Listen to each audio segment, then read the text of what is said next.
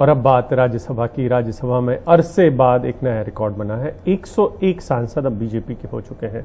मोदी और शाह की जो जोड़ी है उसने 8 साल में 46 नए सांसद राज्यसभा में भेजे हैं। ये अपर हाउस है और इसमें एक वक्त में ऐसा भी था तब जब जो बीजेपी थी उसको दूसरे स्थानीय जो क्षेत्रीय दल थे उनके ऊपर निगाह रखनी पड़ती थी ताकि वो मदद कर सकें और लगातार राज्यसभा में बिल पास करवाते रहें।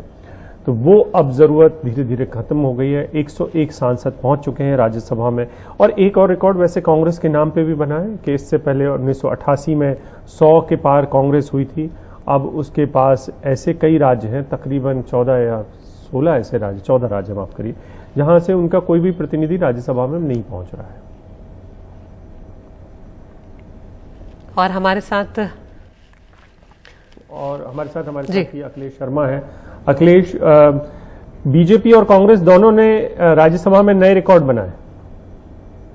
बिल्कुल अभिषेक, ये बीजेपी के साथ पहली बार हुआ है कि उसका आंकड़ा 100 के पार गया है। 101 उसके आज राज्यसभा में सांसद है, हालांकि यह अस्थायी आंकड़ा है क्योंकि जल्दी ही उसकी संख्या भी कम हो जाएगी क्योंकि काफी सारे उसके सांसद जो हैं अगले 3 महीनों में रिटायर हो जाएंगे। वहीं दूसरी तरफ कांग्रेस पार्टी ने भी नया रिकॉर्ड बनाया है। 30 की संख्या ही रह गई है कांग्रेस पार्टी की राज्यसभा में, जो कि मेरे ख्याल से उसका अब तक का सबसे कम आंकड़ा है। और निश्चित तौर पर अगर यही इसी तरह से उनका गिरने का सिलसिला चलता रहेगा तो फिर एक दिन वो भी हो सकता है कि जब उन्हें राज्यसभा विपक्ष का जो दर्जा है वो भी छीन जाए। जिस तरह से लोकसभा में उनका एलओपी नहीं बना है वैसा ही राज्यसभा में भी हो सकता है। तो ये कांग्रेस और बीजेपी दोनों का हाल है।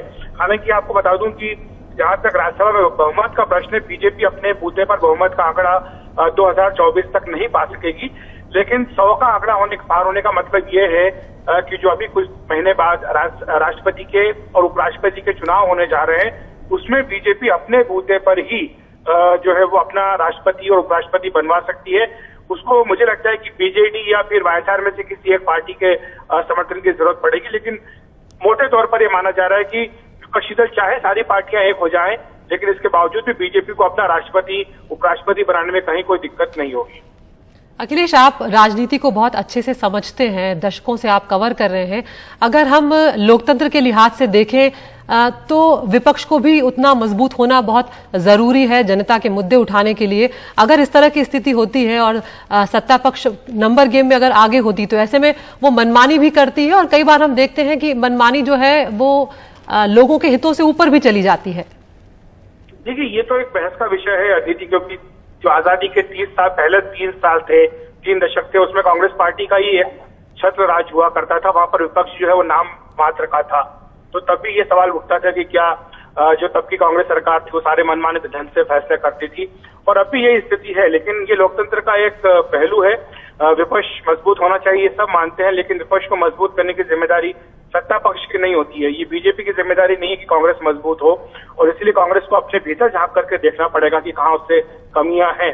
क्योंकि आज की तारीख में स्थिति ये है अदिति की 17 राज्य ऐसे हैं भारत के जहां से राज्यसभा का एक भी सांसद कांग्रेस पार्टी का नहीं है।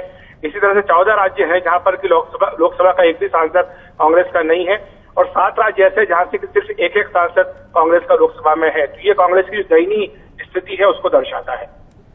बहुत शुक्रिया अखिलेश इस तमाम जानकारी के लिए। तो राज्यसभा में पहली बार सबसे कमजोर स्थिति में पहुंच गई है कांग्रेस। 17 राज्यों में पार्टी का कोई भी सांसद नहीं है, और जिस तरह से अखिलेश कह रहे हैं कि दशकों पहले भी ये स्थिति रही है जब कांग्रेस के साथ ऐसा होता था, और ये जिम्मेदारी बिल्कुल भी सत्ता पक्ष की नहीं है कि विपक्ष को मजबूत किया जाए। विपक्ष को खुद देखना होगा, और हमारे यहाँ लोकतंत्र है तो चुनावी प्रक्रिया के तहत ही पार्टियां सत्ता में आती हैं।